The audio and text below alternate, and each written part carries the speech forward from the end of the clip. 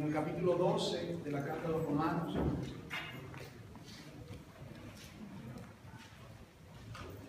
Quisiera continuar esta serie de posiciones que tienen que ver con, hemos estado hablando sobre el ministerio, la obra ministerial, y estamos hablando de los siervos.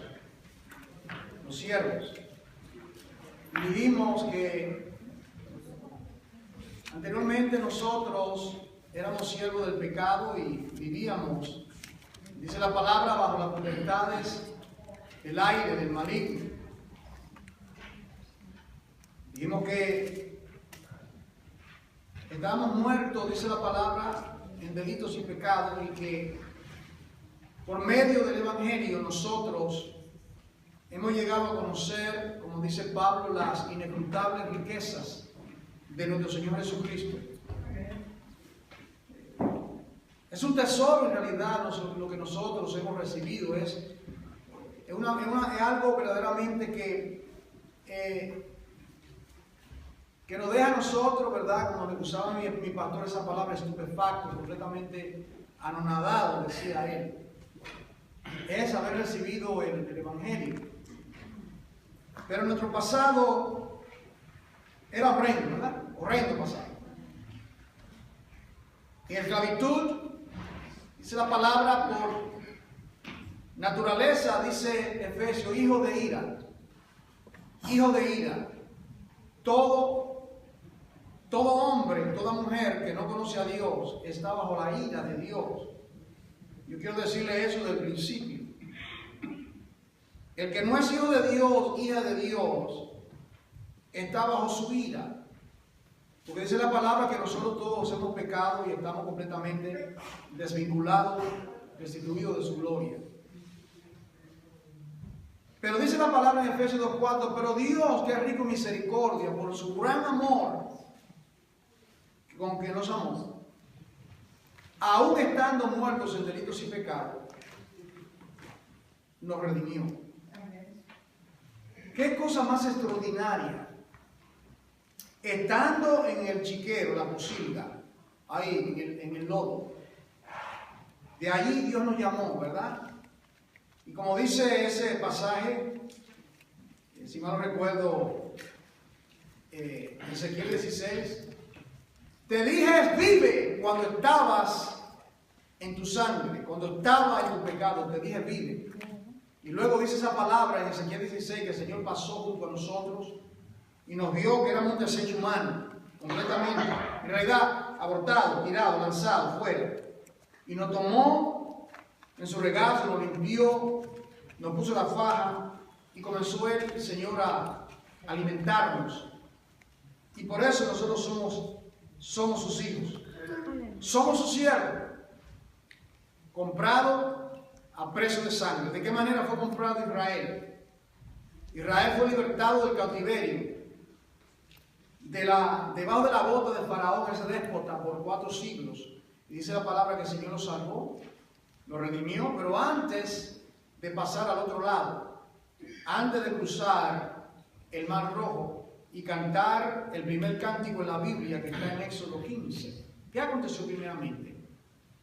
La sangre fue aplicada a los postes y a los dinteles de la puerta. Y el cordero fue asado y fue consumido. El cordero dentro y la sangre por fuera. ¿Qué le recuerda, verdad? Ese coro. Cuando hablo de este pasaje, me recuerda ese coro. Cuando Dios la sangre ve, en la cual el pecador. Uno de los predilectos en mis primeros comienzos, ¿verdad? Cuando Dios la sangre ve. Qué maravilla, no es que nos vea a nosotros, no nos demos la importancia, es la sangre. Es la sangre cuando Dios ve la sangre. Y aquí estamos nosotros, su pueblo, marcados por esa sangre. Estos siervos pues han sido comprados entonces. Esos siervos comienzan a crecer. Estos siervos comienzan, Señor, a darles dones espirituales. Estos siervos comienzan a funcionar ministerialmente. Yo quisiera tomar esta palabra de hoy, proyecciones de un siervo. ¿Cómo se proyecta un siervo? ¿Verdad? Las proyecciones de un siervo. ¿Entendemos la palabra proyección? ¿Verdad? O sea, lo que es un proyector, ¿verdad? Se proyecta y se magnifica y se destaca, ¿verdad? Ahora, Dios ha hecho una gran inversión, y esa gran inversión que Dios ha hecho es su amado Hijo Jesucristo. Y lo que Dios quiere proyectar, para que estemos claros, Dios quiere proyectar en nosotros ese su amado Hijo Jesucristo. Él quiere proyectarlo, ¿entiendes? Él nos ha comprado para que por nuestras vidas Jesucristo sea conocido y podamos nosotros proyectarlo. Primeramente, aquí en Romanos capítulo 12, Romanos 12, tenemos aquí manera de introducir esta palabra, las proyecciones de un siervo. Quisiera tomar aquí en una línea introductoria. Hay de manera que nosotros, los siervos, y recuerda esa palabra implica siervas también. ¿Entienden? Tenemos nosotros siervos y siervas aquí. Entonces, ¿de qué manera se proyecta? Hemos de proyectarnos. Dice aquí, Romanos capítulo 12, está positivamente la manera que comenzamos a proyectarnos con ese tesoro que hemos recibido, Cristo en nosotros, la esperanza de gloria, el tesoro dentro del barro. Lo que se destaca es el tesoro. El barro en realidad no vale nada. Lo que le da valor al barro es el tesoro que está dentro del barro. ¿Me siguen, amados? Entonces, el valor, lo que nos valoriza a nosotros, es el gran tesoro que es Jesucristo. ¿Cómo debemos nosotros comenzar a proyectarnos?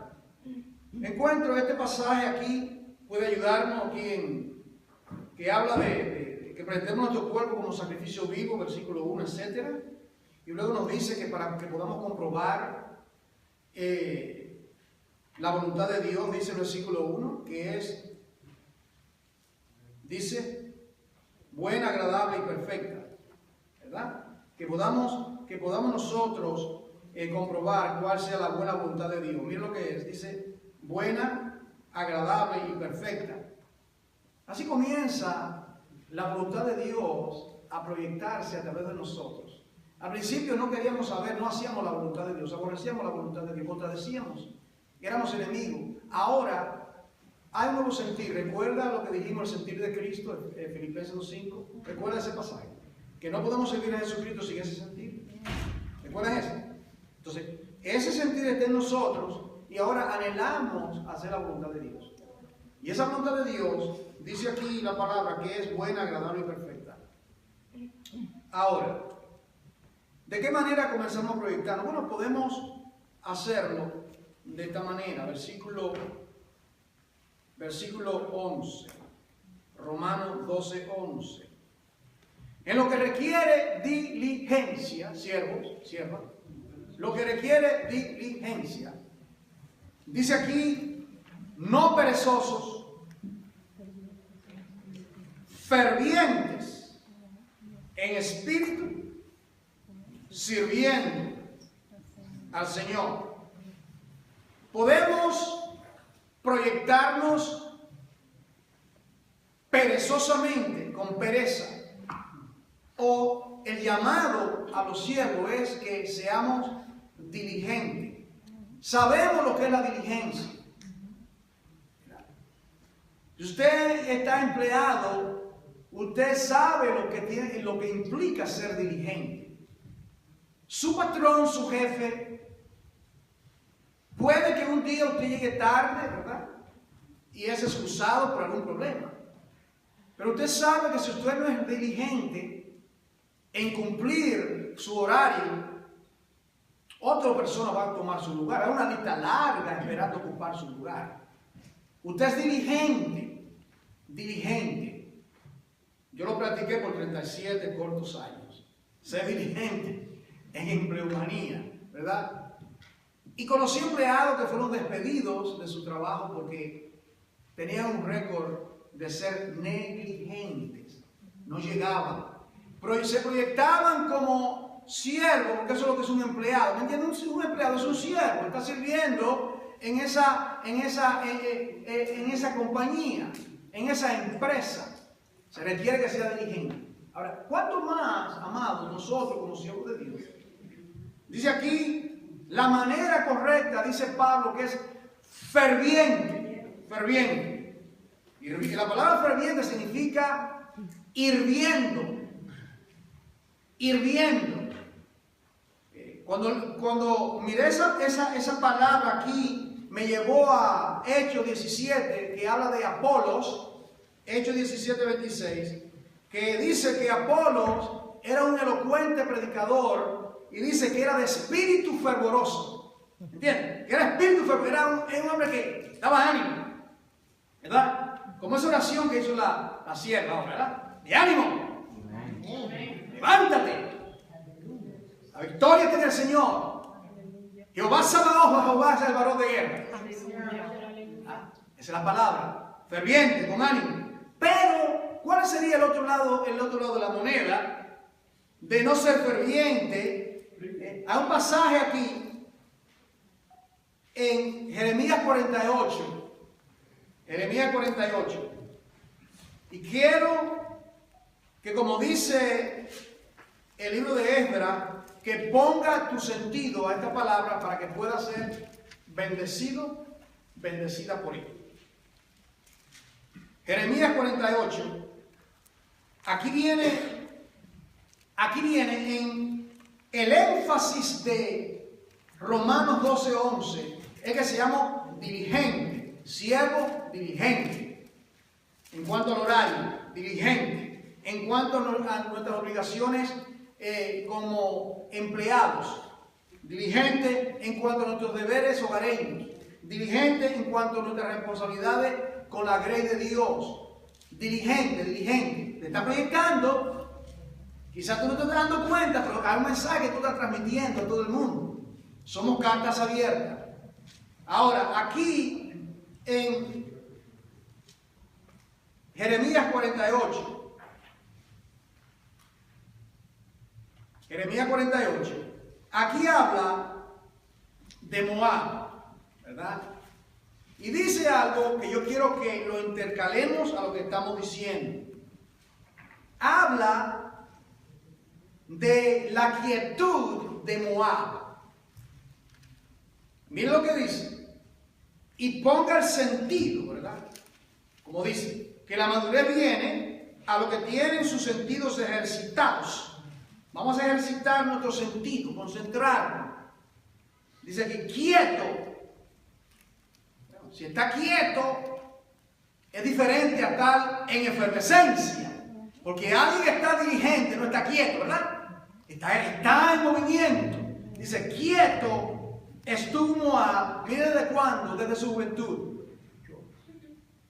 Y sobre su sedimento ha estado reposado, y no fue vaciado de vasija en vasija, ni nunca estuvo en cautiverio.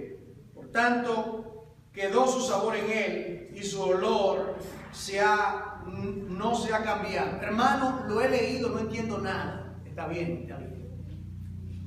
No entiendo nada, ¿verdad? Vamos entonces a exponerlo.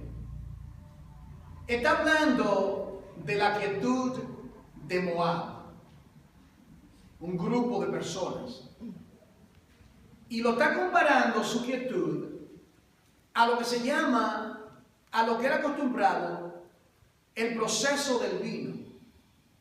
El vino era tomado, se tomaba en un odre.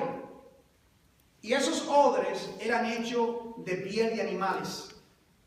De los cueros de los animales, lo cocían y tomaban el vino. Ese vino, por cuanto el vino está en efervescencia, ese vino tenía que ser pasado de vasija en vasija.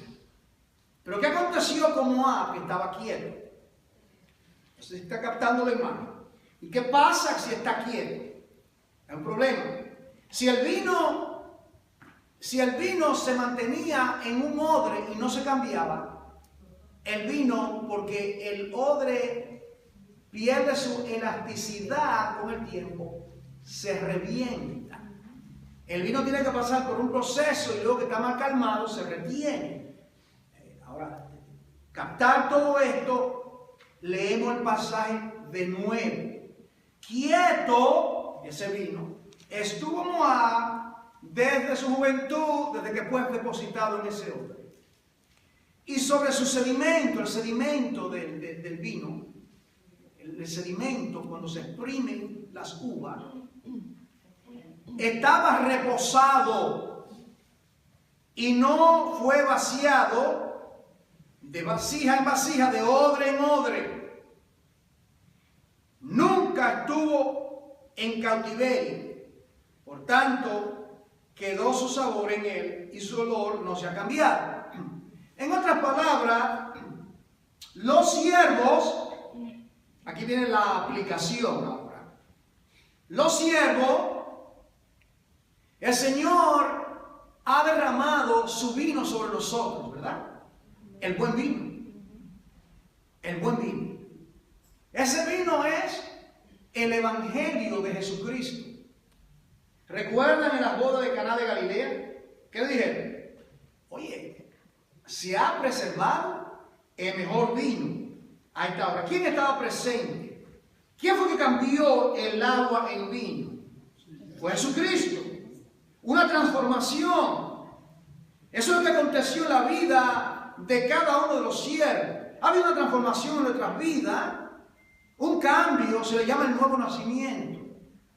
Y por causa del nuevo nacimiento, el vino es tipo en la Biblia de la sangre de Jesucristo también. Esta es la copa del nuevo pacto. ¿Recuerda ese pasaje? La copa del nuevo pacto en mi sangre. Con esa muerte, Él trae el nuevo nacimiento a cada persona. Y nosotros que somos tinajas, barro, Él, por el Evangelio, transforma nuestras vidas porque depositó su buen vino. Ese buen vino está en nosotros. Y los siervos, tenemos aquí dice, él dice aquí el pasaje, que espero que no sea abstracto ahora y pueda tener entendimiento. El vino que ha recibido, ese buen vino, es para que lo lleve de vasija en vasija. No estar quieto. ¿Está entendiendo? No puede estar quieto porque ese es un vino que impacta. Es el poder del Evangelio. Y no puede estar en quietud, quieto. Mira, pero Dios castiga a Moab. Dios lo castiga por su quietud. ¿Qué acontece? ¿Qué es lo que Dios hace y lo vamos a ver en el Nuevo Testamento? Pero mira lo que acontece en el versículo 12. Dios lo castiga en el versículo 12. Dice, ustedes no quieren estar fervientes en espíritu. No quieren tomar el buen vino que han recibido. No quieren proclamar las buenas nuevas. Ya voy a llegar a Hechos. Aquí viene el castigo. Por esto vienen días, versículo 12. Ha dicho Jehová, en que yo enviaré trasvasadores que le trasvasarán y vaciarán sus vasijas y romperán sus odres. ¿Qué juicio fuerte? ¿Ustedes quieren que desde la juventud van a quedar quietos? ¿No van a proyectar ese vino? Ahora, esto es profético. Esto es profético. Yo quiero llevarte, ¿verdad? En el libro de los Hechos se cumple esto.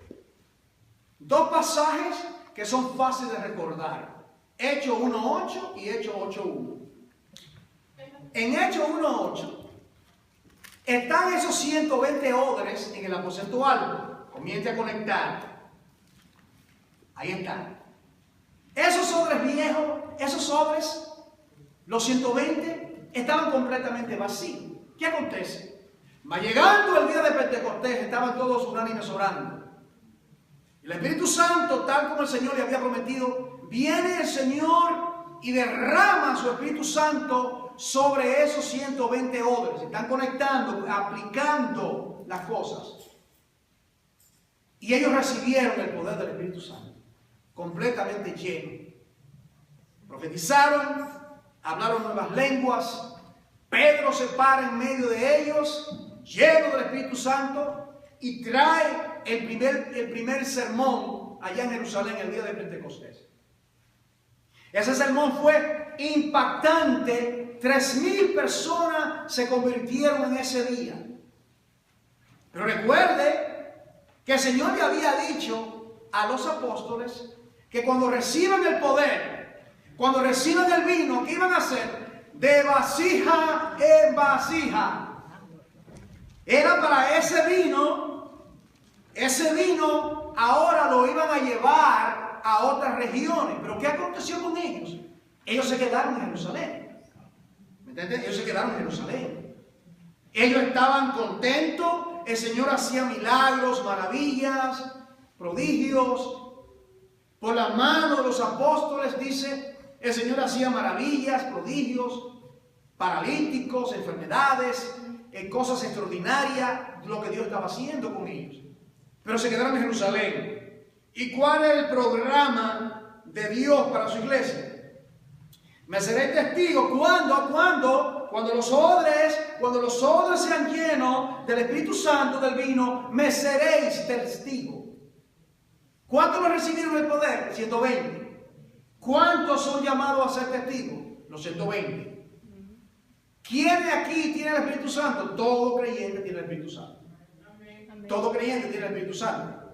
Entonces ahora viene y dice, me seréis testigo en Jerusalén, Judea, Samaria y hasta los últimos confines de la tierra. Porque Dios castigó a Moab, a los apóstoles. Usted está aquí hoy oyendo la palabra. Porque la promesa era que el evangelio iba a llegar hasta los 4 puntos de la tierra. Por eso es que usted es salvo.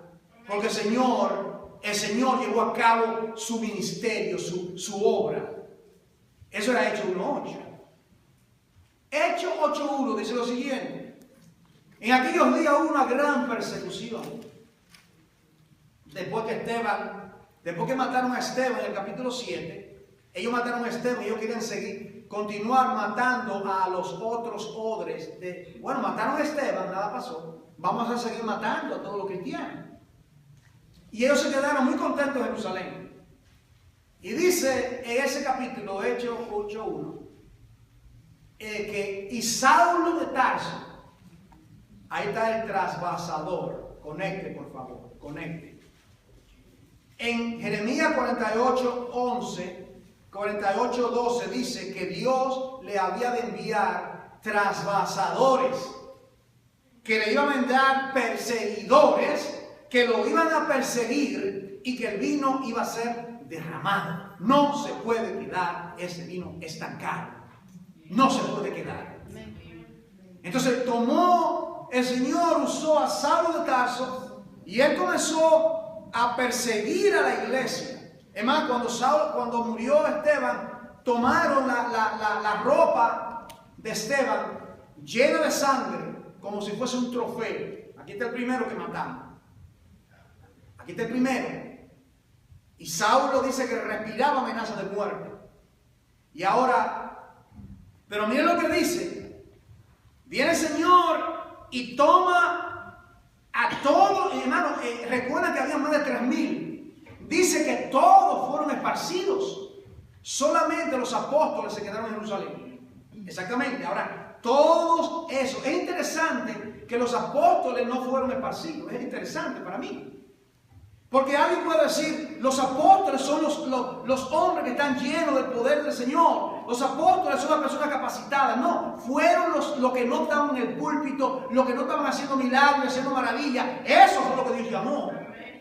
Eso fue lo que Dios llamó. Esto enseña entonces, me enseña a mí que el llamado a que el evangelio sea proyectado por los cielos es para usted, para usted, para usted, para mí, para todo creyente. Y ahora dice que todos fueron esparcidos, dice, salvo los apóstoles. ¿Y qué hicieron? Ahí comenzó Felipe y comenzó a predicar y Dios hizo maravilla. Felipe era un odre que estaba donde, en Jerusalén, era un diácono. ¿Qué hacía Felipe? Distribuía la comida a las viudas griegas y judías. Eso es espiritual, sí es espiritual eso. Porque era un hombre de testimonio lleno del Espíritu Santo. Y es tan espiritual como predicar un sermón. Porque es la obra de Dios. Entonces Felipe luego es el predicador y Felipe el evangelista. Y todos fueron esparcidos y predicaron la palabra. Y ahí se cumplió que Dios toma a esos odres. Primeramente, en la proyección de esos siervos, esta es la introducción, la proyección de esos siervos, primeramente tiene que ser de tipo espiritual. Yo quiero ir con ustedes a 2 de Pedro, capítulo 1. Primeramente, esta proyección que estamos hablando, ellos comenzaron, note hermano, como esos 3,000 que había. Los apóstoles, los 12, que ya Matías había sido escogido, se quedaron en Jerusalén y estaban proyectando, predicando en Jerusalén, a pena de muerte, porque era para perder su vida. Ser cristiano en esos tiempos era una pena de muerte. ¿Usted sabía eso? Usted estaba marcado, como ahora que hay la persecución en el Medio Oriente. Ser cristiano es decir, yo estoy dispuesto a morir.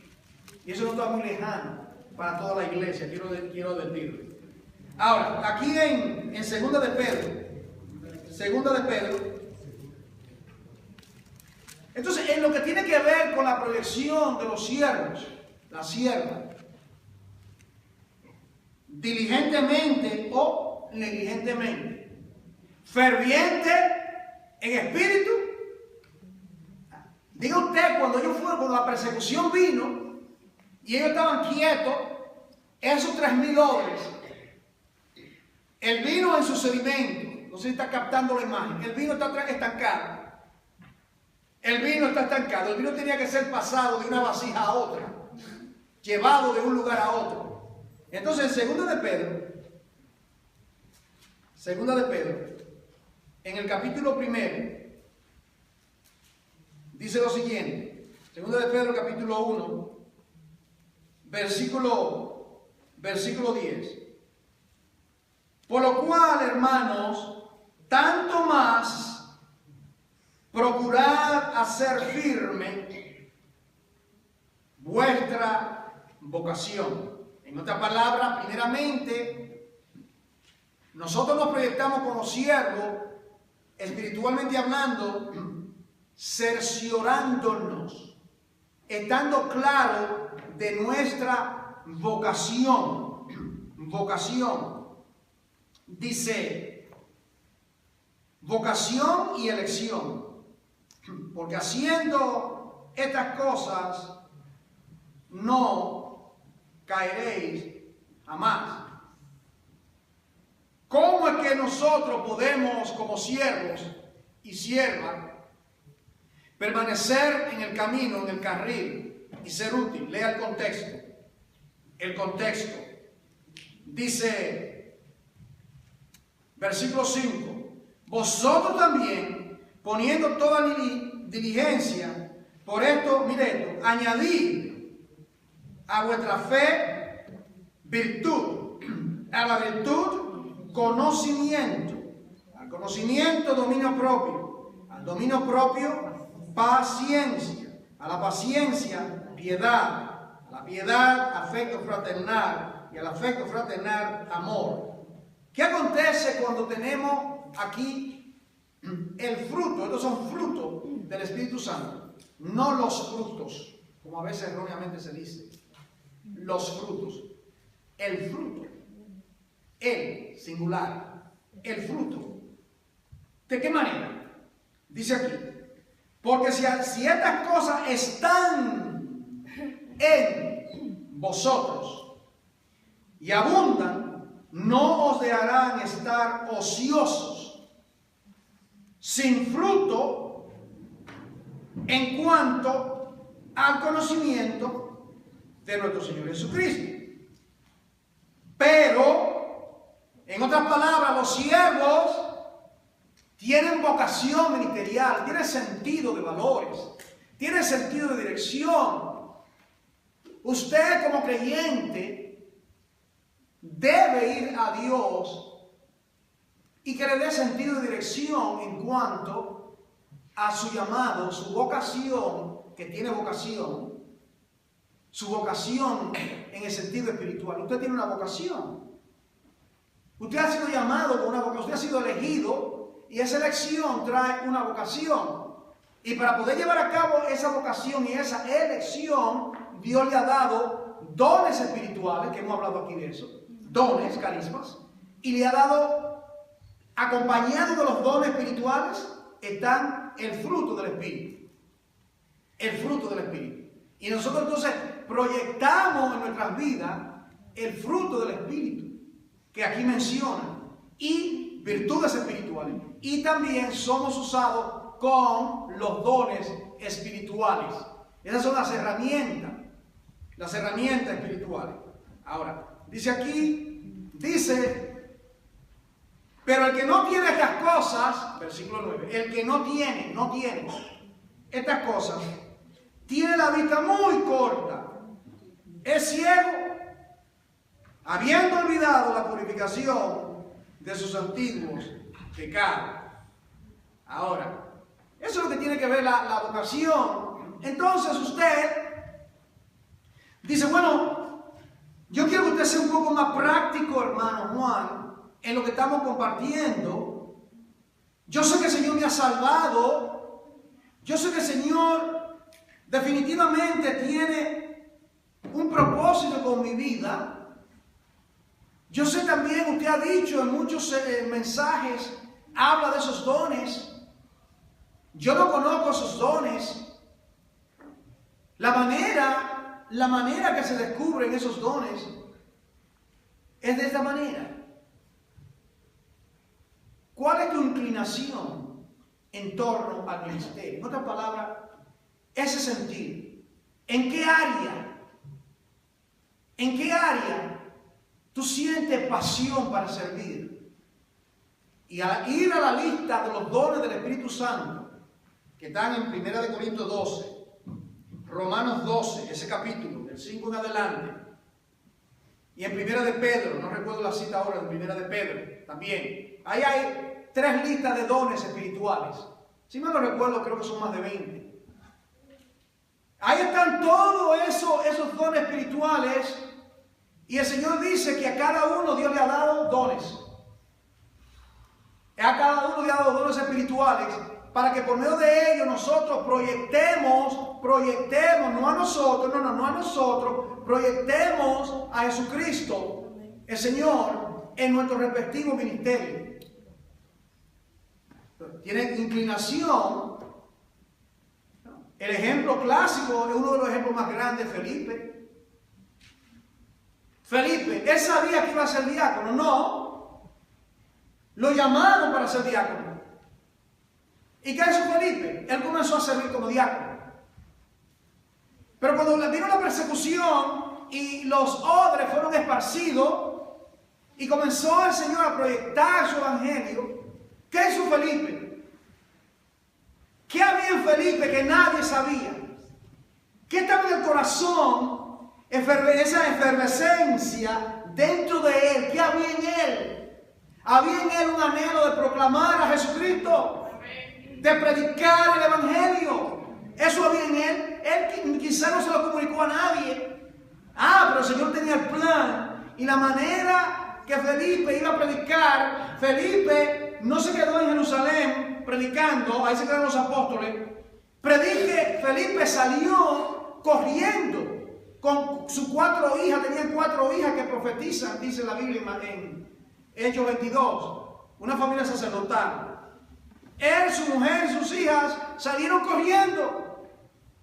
¿Y qué hizo Felipe? Felipe comenzó a predicar.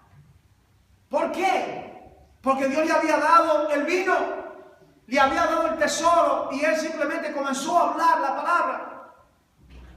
Comenzó a predicar. Y no sabía, Felipe no sabía. Recuerda que en Efesios capítulo 4 en adelante habla de los 5 ministerios, ¿recuerdan? Y él mismo, Cristo, dio a la iglesia apóstoles, profetas, pastores, evangelistas y maestros. El ministerio de la mano.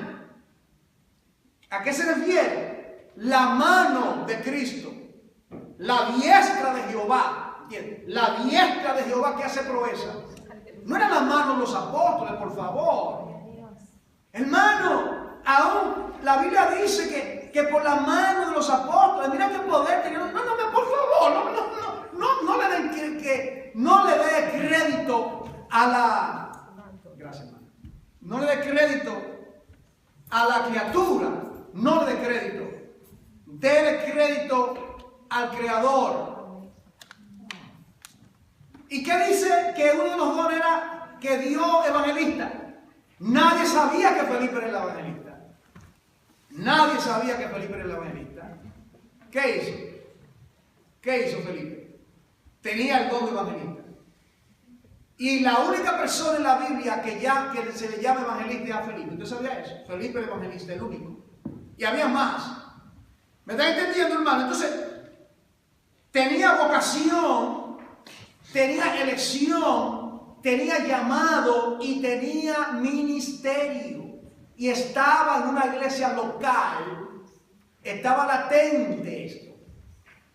Aquí yo estoy orando de que Dios capacite obreros y obreras, siervos y siervas, y Dios lo está preparando. Y cuando sea el momento, para mí el gozo más grande, lo he compartido con los ancianos, es que una pareja el Señor la llame y lo lleve a predicar, a pastorear a otro lugar. Eso va a ser para mí personalmente, perdónenme que soy egoísta en esto, un gozo inefable. Que fueron discipulados, que fueron preparados y que el Señor lo lleve. Lo vamos a extrañar, lo amamos, vamos a llorar y que Dios lo envíe para que la obra de Dios sea extendida. Quizás Dios le está hablando a alguien acá. Qué bueno. Ahora, ¿qué vamos a hacer? Usted está oyendo el mensaje, usted dice, bueno, yo estoy completamente, tengo plena certidumbre, porque esto es práctico, esto no es algo teórico lo que estamos hablando. Dios me ha llamado, Dios me ha traído a este lugar. He escuchado la palabra por los pastores acá, lo que nos enseñan acá. Y nos están instruyendo, nos están dando clases, estamos estudiando Efesios, Marcos, el otro libro. Estamos dando todo tipo de estudios. Se está preparando, quiere capacitar. Ahora, debe cada persona en la iglesia local procurar ser capacitado. Ahora estoy dando a ustedes algo, consejo práctico. Procurar una capacitación. ¿Entiende, hermano? Toda persona que está en este colegio, que está aquí en unas cuantas cuadras, esta universidad acá, en Lima, ¿por qué están ahí? Quieren capacitarse. Quieren entrar en empleomanía, quieren trabajar, algunos quieren ser abogados, doctores, médicos, lo que sea que están estudiando. Ellos van, están invirtiendo sus recursos, su tiempo. ¿Por qué? Porque se quieren preparar. Entonces, ¿qué debemos hacer? Te voy a dar algunos pasajes bíblicos. Necesitamos un fundamento teológico fundamental y teológico práctico. No le tenga miedo a la palabra teología o teológico. Son palabras buenas. Muy buenas esas palabras. Me preguntó un joven de 18 años hace 3 días. Me preguntó y me dijo, él quiere ser pastor. Yo verdaderamente un joven de 18 años que quiere ser un pastor. Yo, wow, gloria a Dios, ¿verdad? Jovencito.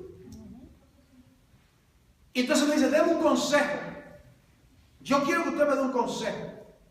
Y me mencionó una universidad aquí en los Estados Unidos para estudiar. Pero me mencionó un nombre de una persona que está envuelta en esa persona. Y como me mencionó el nombre, las antenas, como el marciano favorito, se paró. Algunos no saben lo que es el marciano favorito. Son muy jóvenes.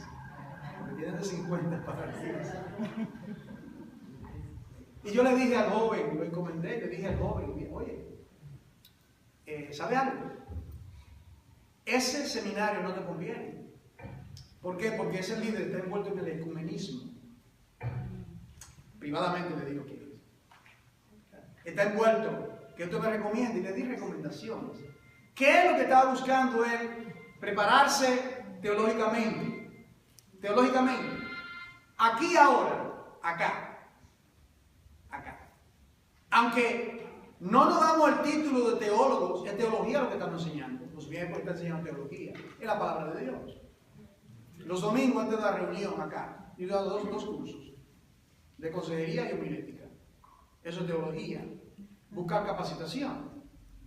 Mi pastor me aconsejó, después que me bauticé en las aguas, él me aconsejaba, me daba libros y me dice, tú debes de estudiar, porque tú tienes vocación. Yo veo ese anhelo. Él me llevaba a la calle para que yo lo viera él predicando. A mí se me volvía la boca agua porque yo no decía ni bla. Y él con esa facilidad en la calle. Y a veces venían tres y él estaba predicando. Y eso puso en mí ese deseo de predicar en la calle. Por eso tenemos ese anhelo. Eso viene de mi tutor, ¿verdad? Él me enseñó a mí, el muchachón. Y ahora yo quiero que esta nueva generación sea una iglesia evangelística, con pasión y visión. Amén. Ahora, Pablo le dice a Timoteo, procura, ¿de qué manera? Con diligencia. Capacitación. Presentarte a Dios aprobado como obrero que traza bien la palabra de verdad. Procura. ¿De qué manera? ¿Cuál fue la capacitación teológica de Timoteo? Él no fue a una escuela, yo creo. Él no fue a una escuela, a un seminario. No había en esos tiempos. Los maestros que habían en esos tiempos estaban completamente ciegos. Los escribas de los fariseos estaban ciegos. ¿Y qué hizo Loida y su mamá? Eunice y Loida, la mamá y la abuela, lo tomaron la falda y comenzaron a enseñarle a ese muchachón la palabra. Y luego se encuentra con Pablo. Tuvo la bendición de cuando llegó, me parece que fue a Derbe, en Hechos, uno de sus viajes misioneros, y ahí había un discípulo llamado Timoteo, y todos daban testimonio de él. Y ahí Pablo, que tiene discernimiento, ve el potencial y comienza a tratar con él. Tratar con él para que se capacite, porque luego cuando Pablo muere viene la proyección de los siervos. Pablo se había proyectado. ¿Qué instrumento fue el apóstol Pablo? ¿Qué instrumento fue Pablo? ¿Por qué fue Pablo tan usado? ¿Por qué? Yo lo he dicho varias veces, lo dije en la clase hoy. Isaías 52, Isaías 49. Él se identificó con el llamamiento de Jesucristo, el llamamiento mesiánico, porque así nos ha mandado el Señor. Por esto te he puesto, para que seas luz de las naciones. Oh, por eso fue el Mesías. Pero Pablo dijo, bueno, eso es para mí también. Eso es para mí, yo voy a ser luz de las naciones. ¿Ah? Usted no puede pensar que para usted salir a predicar el Evangelio, Usted tiene que pedirme permiso a mí. Usted puede pedirme un consejo a mí o a alguno de los pastores aquí presentes. Porque Dios en Cristo nos ha enseñado algo.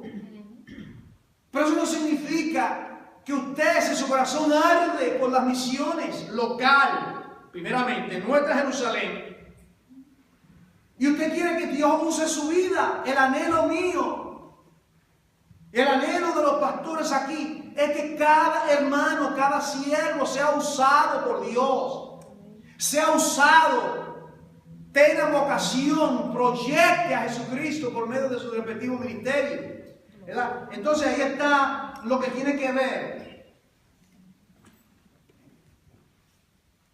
Para entonces poder ser proyectado como siervo, y esto es muy práctico ahora, estoy llegando a la recta final de esta serie de mensajes sobre los siervos. Una persona tiene que, antes de salir, tener testimonio de la iglesia local.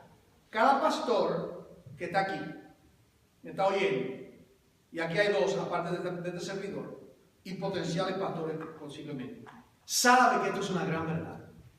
Tenemos que echar raíces en una iglesia local. ¿Está entendiendo? Tiene que tener testimonio. Le voy a dar el ejemplo, ¿verdad? Quiero que usted vea Hechos 16, ya se lo he mencionado, pero es importante que seamos como lo de Berea, que escudriñemos las Escrituras. Y este es el tiempo de la palabra. Este es el tiempo de sentarnos a la casa del banquete. Le había mencionado a Timoteo.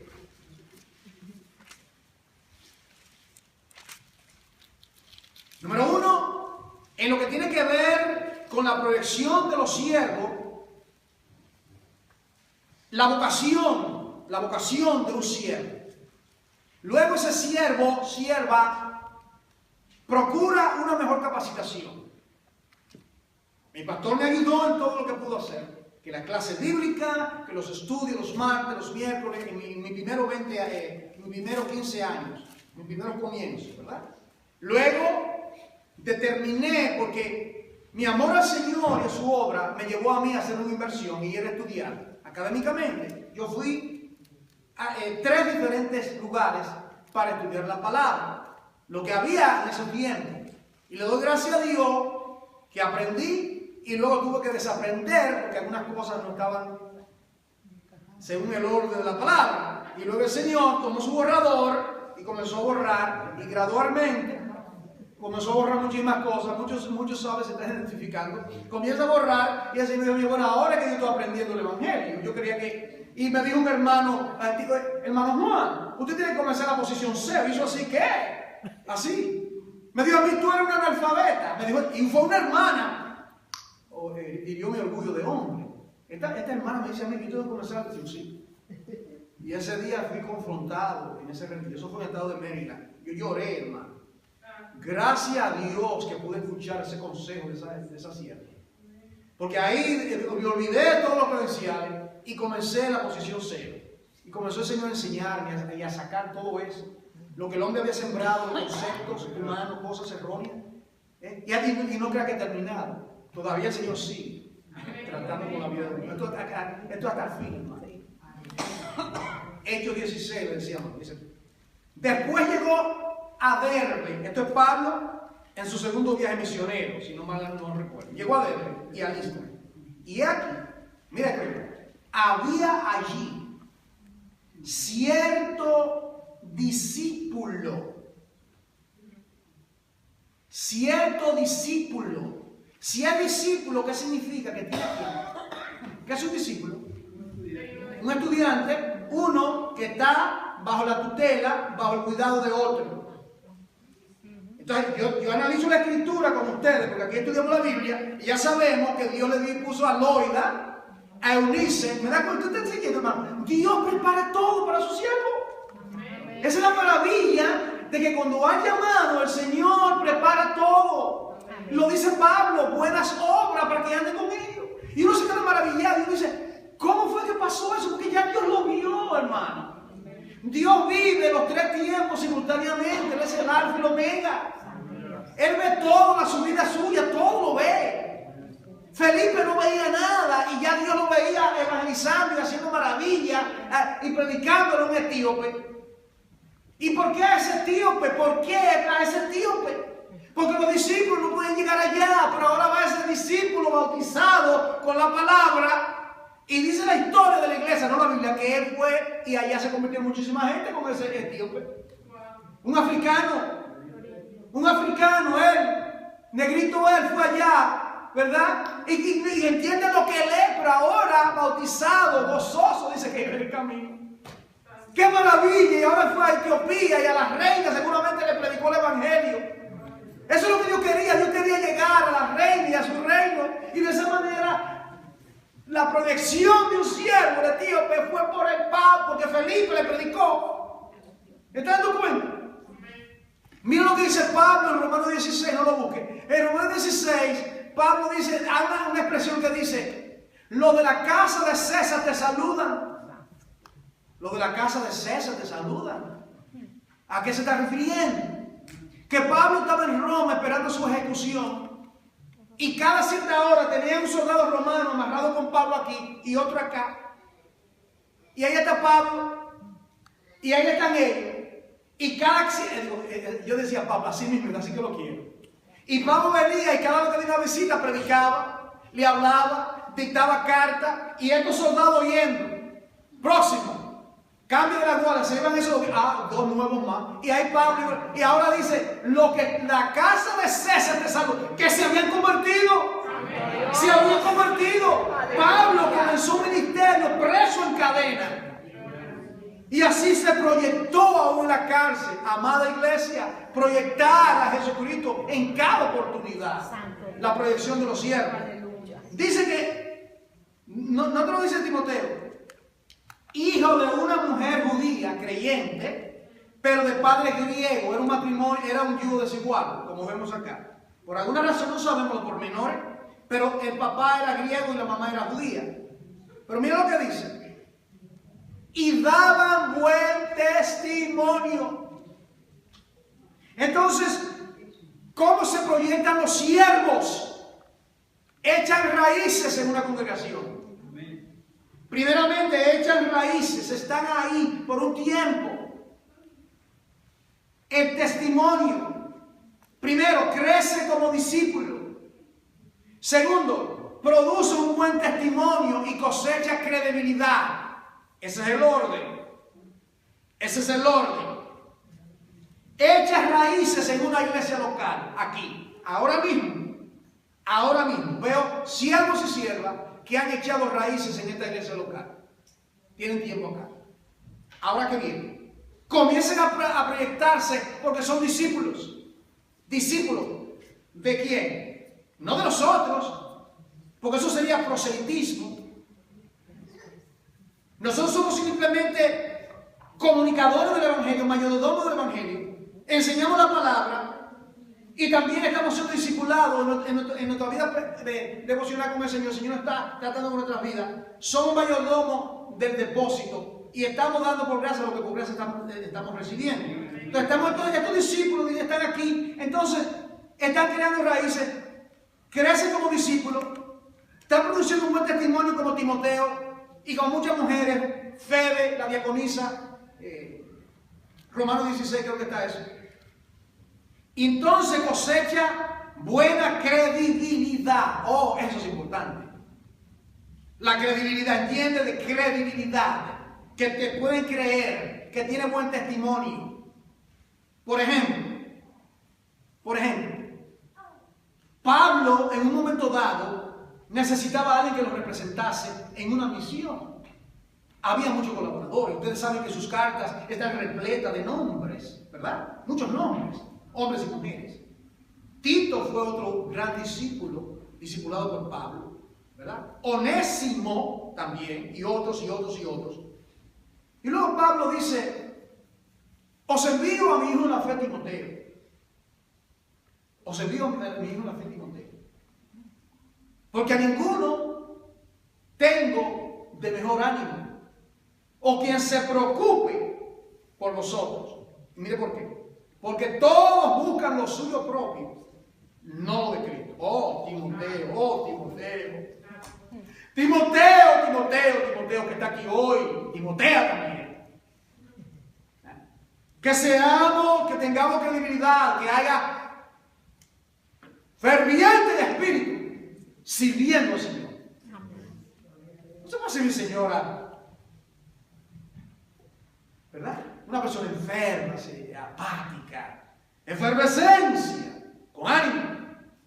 Va a enseñar, ¿verdad? Que tu corazón, tu vida resplandezca al Señor por medio de ti.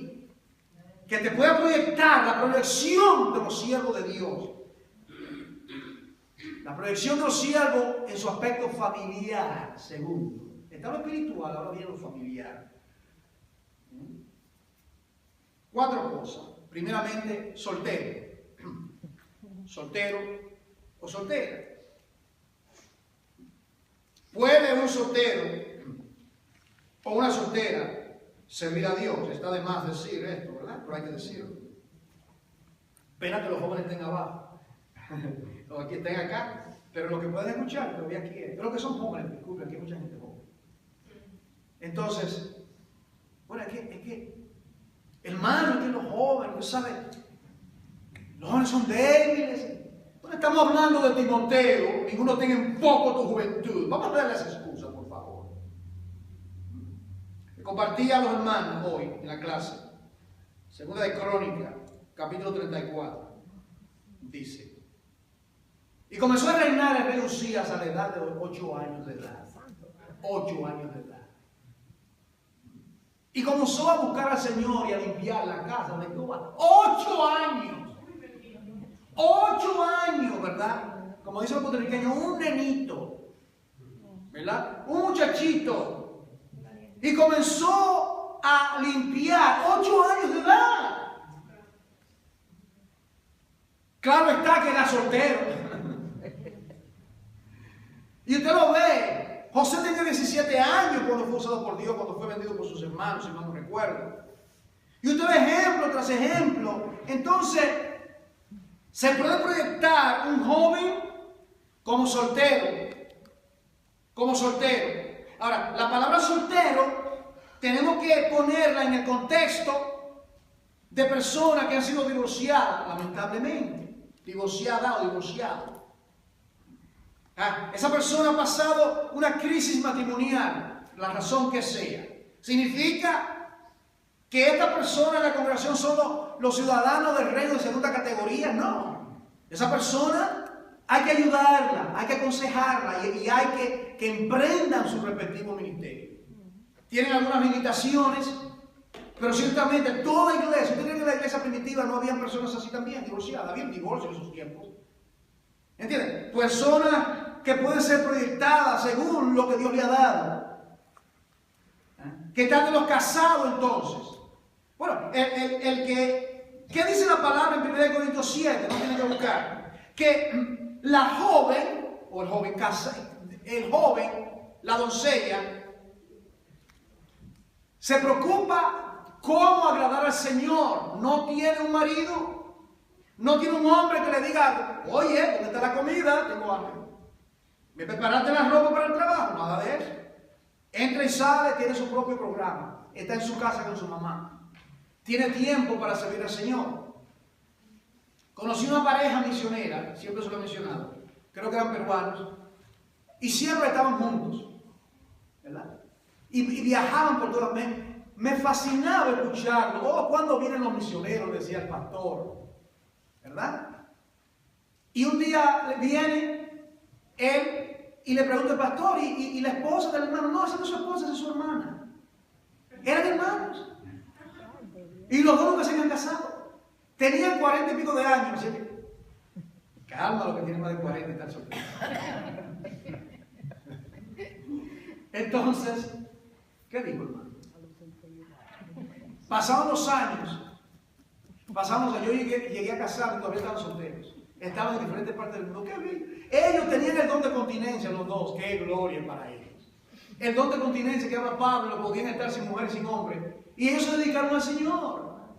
Entonces, ¿me está entendiendo, hermano? Entonces, Aquí viene la parte práctica del mensaje. La proyección de un siervo puede ser en tu estatus de que eres soltero, soltera, viudo, viuda, y puede optar por quedarte así el resto de tu vida para dedicarte al Señor. Dedicarte al Señor. ¿Recuerdas creo la viuda en Hechos? Tenía 84 años de edad. Y creo que hacía 7 años que había enviudado, no recuerdo bien, pero por ahí, ¿usted me entiende? Y dice que no cesaba, era oración, dedicándose a orar, a buscar a Dios. Qué bendición, ¿eh? Entonces, casado, entonces vienen los hijos, y ahí vienen las diferentes responsabilidades, ¿verdad?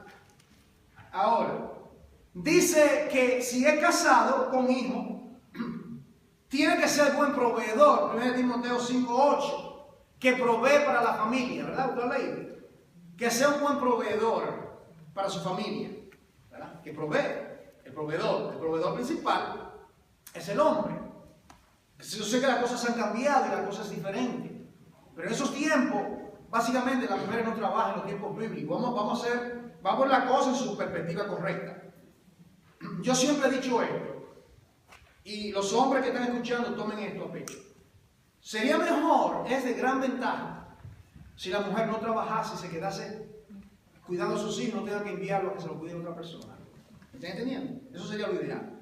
Que usted, la mamá, cuide a sus niños y no trabaje. Eso sería de gran bendición. Pero sabemos que hay otras situaciones cuando no se puede y los dos tienen que trabajar. Tienen que trabajar, tienen gastos, tienen una casa, tienen cosas que están ahorrando para la universidad, para los muchachos, etc. Yo entiendo eso. Pero lo ideal sería, como en los tiempos bíblicos, que sea el hombre el proveedor de la casa. ¿Okay? Ahora, eso es de tipo familiar, proveedor. Tercero y último, ¿cómo se proyecta en los aspectos materiales también? La proyección de un siervo en lo espiritual, que hemos hablado, en lo familiar, ¿verdad? Ahora viene la parte de material. Vamos a Tito capítulo 1 para que veamos este pasaje. Unos cuantos pasajes más llegando aquí a lo último. Tito capítulo 1. Carta de Tito que le había mencionado.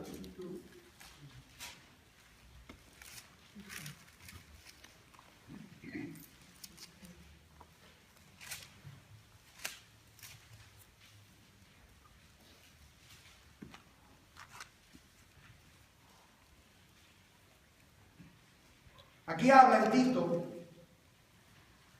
habla del ministerio de Tito, y miren lo que dice en el versículo 5, Tito 1:5. Estos son lo que se llaman las epístolas pastorales. 1 y 2 Timoteo y Tito son epístolas que Pablo escribió a dos pastores, por eso se llaman epístolas pastorales, para que ustedes entiendan esto. Entonces aquí en Tito 1, él da una instrucción muy clara con relación a cómo se debe administrar la casa de la iglesia y también en la casa. Entonces le dice en el versículo 5, Tito 1:5, por esta causa te dejé en Creta, para que corrigiese lo deficiente. En cada iglesia hay deficiencia. ¿Cómo es que Dios corrige las cosas deficientes en las iglesias locales? ¿De qué manera? Aquí lo dice. No tenemos que leer 40 libros, ¿verdad? O dar un discurso de 3 semanas. Vamos a las escrituras. Todo está aquí. Dice aquí. ¿Cuál es la misión de Tito? El ministerio que Tito tenía que ejercer en Creta. Él tenía este ministerio. Mira, Tito, yo te he dejado a ti en Creta. No me está acompañando en esta gira misionera porque quiero que te quede en Creta. Porque hemos observado que hay deficiencia en las iglesias, ¿me entienden? En la iglesia de Corinto había deficiencia. Las 7 iglesias de Apocalipsis, las 7, habían deficiencia. En esta iglesia local, el cuerpo de Cristo, hay deficiencia. ¿De qué manera se corrigen las deficiencias? Por medio de la palabra, el consejo, la palabra, amonestándonos uno para con el otro. Entonces dice así, dice, para que corrigiese lo deficiente, mira lo que dice, y estableciese ancianos en cada ciudad. así como yo te mandé. Está claro. ¿Cómo eran las iglesias en el Nuevo Testamento?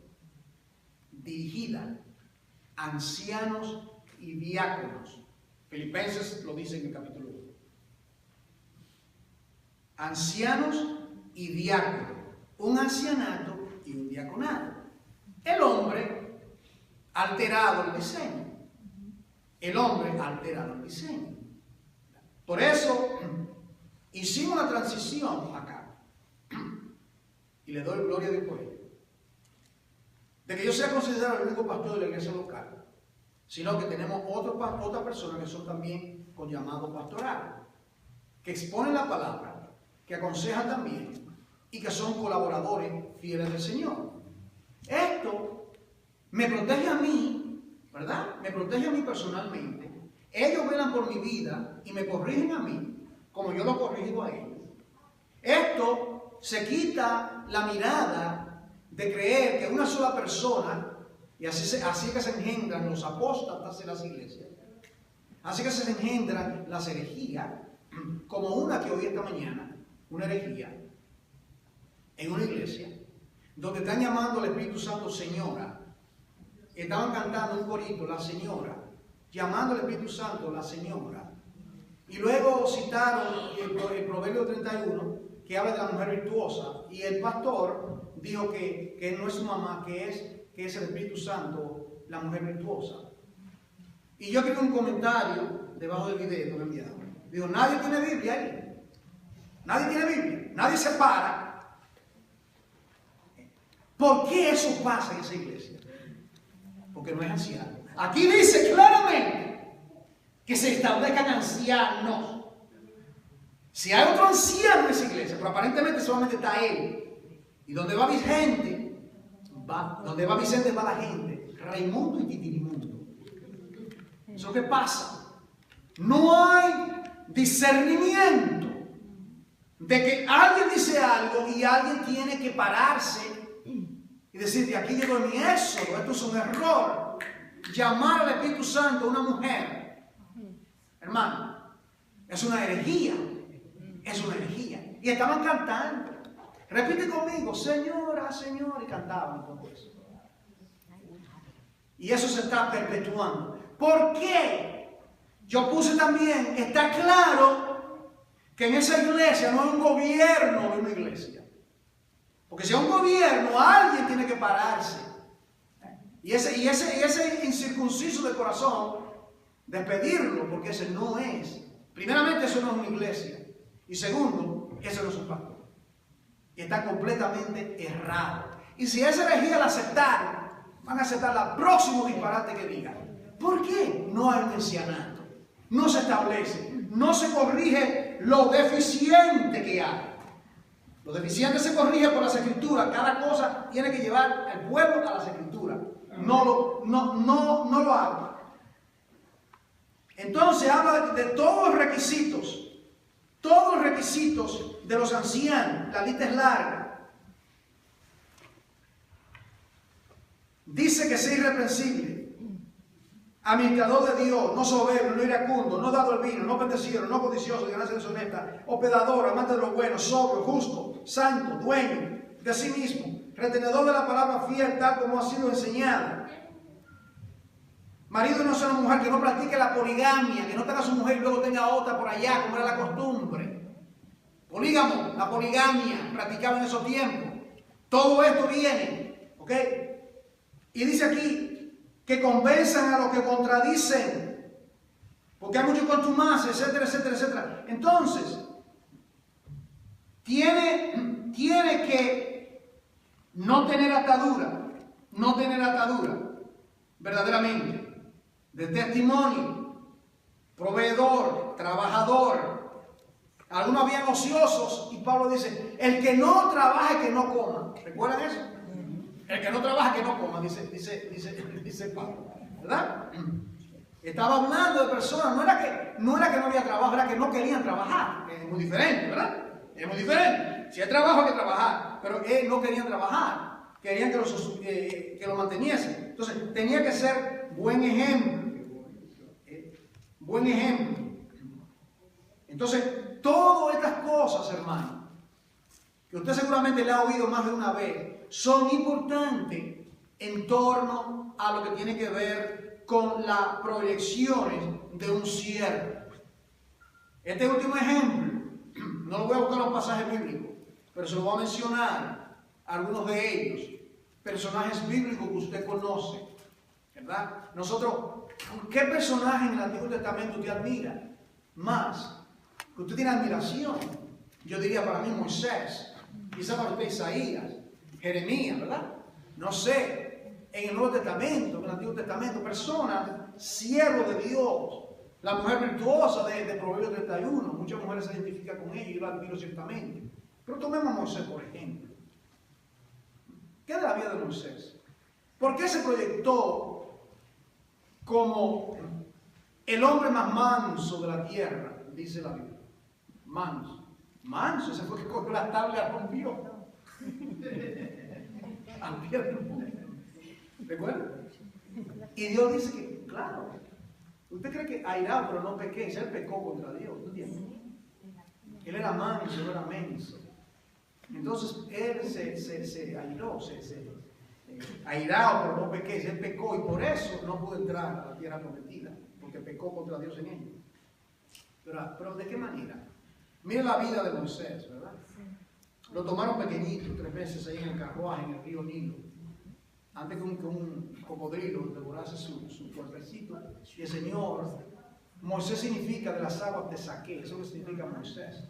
Que le pusieron el nombre Moisés, significa de las aguas te saqué. Eso es lo que significa el nombre de Moisés. De las aguas, de las aguas. Eso tiene algo, hay algo espiritual en todo ello, porque las aguas en la Biblia son las naciones. Y Moisés se ha sacado de las aguas y fue el que redimió simbólicamente a Israel. No se puede conectar los puntos. Era un tipo de salvador que de las aguas, las naciones, viene. ¿Está entendiendo? Pero eso para que usted lo medite, para que usted piense en esos términos. Pero bien, ahora, 40 años estuvo en la corte de Faraón. La hija de Faraón lo prohijó. 40 años en la corte de Faraón, bebiendo de la sabiduría de los egipcios. Dios lo estaba preparando para que como siervo él fuese proyectado. Él no tiene idea. Él no tiene idea. Cuando llega a esa etapa de 40 años, él ve a un egipcio que está maltratando a un judío. Y él miró para todos lados. Y ese él, el más manso, cogió, no sé si fue un palo, un bate, una piedra, y acabó con ese egipcio. Lo mató. Eso es malo. Pero también estaba en él el hecho de que él se daba cuenta que aunque él estaba en medio de ese pueblo en Egipto, él no era egipcio, él era hebreo. ¿Me está entendiendo, hermano? Él era hebreo. Y ya él comienza a proyectar sus raíces. Él siente por su pueblo. Sabe que su pueblo está siendo oprimido. Y él quería tomar la ley en sus manos, acabar con todo el mundo. Y luego Faraón le dieron la noticia y comenzaron a perseguirlo. ¿Y qué sale? Sale corriendo. Ahí viene la segunda etapa de la vida de Moisés. 40 años en el desierto. 40 años, hermano. ¿Y qué dice? Ahí finalmente a eso ya tenía entonces 40 y 40, 80. Y ahora viene el Señor se le aparece en Éxodo capítulo 3, la visión de la zarza ardiendo. La zarza ardía y no se consumía. ¿Qué significa esa zarza ardiendo? El pueblo de Israel ardiendo, la aflicción, la prueba. El fuego de prueba, que ve fuego y prueba, está conectado. La prueba de Israel. Y la zarza ardía, pero no se quemaba. ¿Por qué? Porque el gran yo soy estaba con ellos. El yo soy el que soy estaba con ese pueblo. Y Dios le habla y le dice a Moisés: ciertamente yo he visto la aflicción de mi pueblo que está en cautiverio. Y le dice primeramente, quítate, reverencia. Quítate tus zapatos sucios, llenos seguramente de tus sandalias, ¿verdad? De estiércol de oveja. Saca toda esa asquerosidad de aquí. Porque la tierra que está pisando está siendo santificada por mi presencia. El yo soy el que soy. Kodesh. La primera vez que aparece la palabra santo, Kodesh, es en Éxodo 3. Kodesh, santo. ¿Qué significa apartar? Quítate la sandalia. Santificar, separar eso sucio y Dios es el santo. Acércate a los santos, desprecia lo vil. Eso es lo que significa la palabra santo. Apartarse del pecado. Y Dios lo comisiona a llevarlo. Y ahí viene Dios y lo envía. Usted conoce todos los pormenores. Y el Señor hace una gran liberación. ¿Y qué pasa? Ahí lo llamó. Usted conoce el éxodo, todo lo que pasó. ¿Y qué pasó luego? Comienza los últimos 40 años de la vida de Moisés. Pastoreando las ovejas del Señor. Me trae a la mente el Salmo, ¿cuál es? El Salmo 81. Oh dulce pastor, escucha. 80. Tú que pastoreas como ovejas a José, estás entre querubines, resplandece y despierta tu poder. Delante de Efraín y de Manasés, y ven a salvarnos. Salmo 80. Poderosa palabra. Dulce pastor de Israel, el que pastorea. No era Moisés con la vara. No. Dios usó la proyección de Moisés como siervo. La proyección suya, mía, como siervo, para gloria de Dios. Amén. Padre, en el nombre de Jesús, te adoramos y bendecimos tu nombre. Y te damos gracias por tu infinita misericordia. Bendice tu palabra en nuestros corazones para gloria de tu nombre. Amén.